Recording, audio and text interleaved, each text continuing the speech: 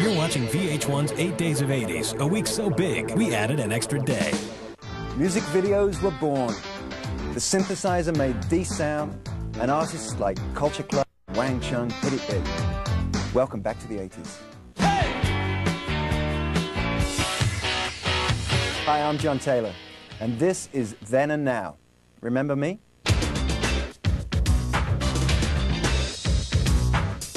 More of my Duran Duran days a little later.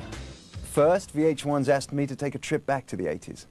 We've caught up with some of our favorite bands to find out where they've been, what they're doing, and if they're still making music. Trust me, there will never be another decade quite like the 80s. And while the music was changing, so were the styles. In the 80s, making a fashion statement meant anything from wearing wigs, lots of makeup, and dresses, even if you were a man. I just wear what I want to wear. Sometimes I wear wigs, sometimes I wear hats. You know, I mean, I'm like a sort of, you know, $6 million pop star.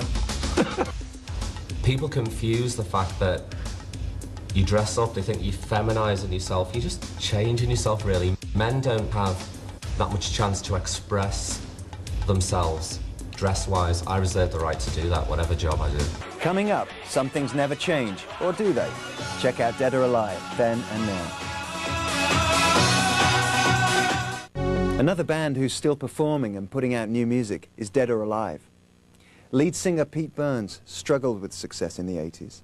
But in the 90s, he's updated his approach to music and his looks.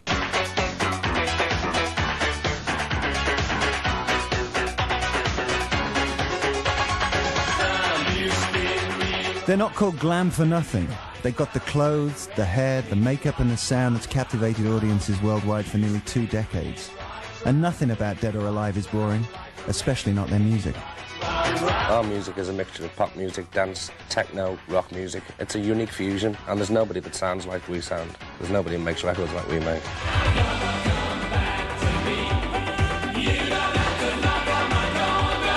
It was their 1985 record, Youthquake, that catapulted the band to the front page and the top of the charts.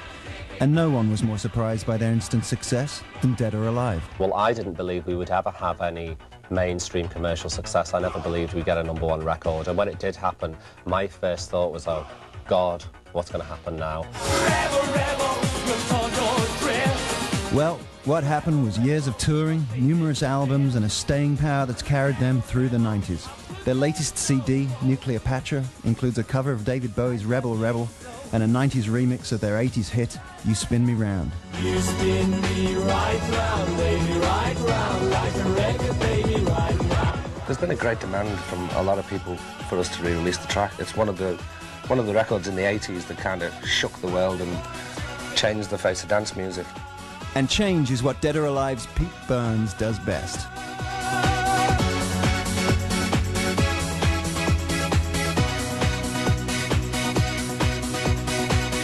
Of course I look different now than I did 10, 12 years ago. People evolve and they change themselves. It's like living in an apartment and you might get bored with the apartment, so you'll paint the wall a different colour.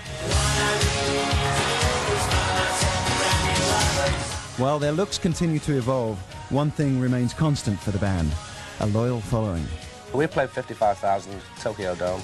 That's the normal size. But we like to play small venues. That's why we come back and kind of gone back to basics.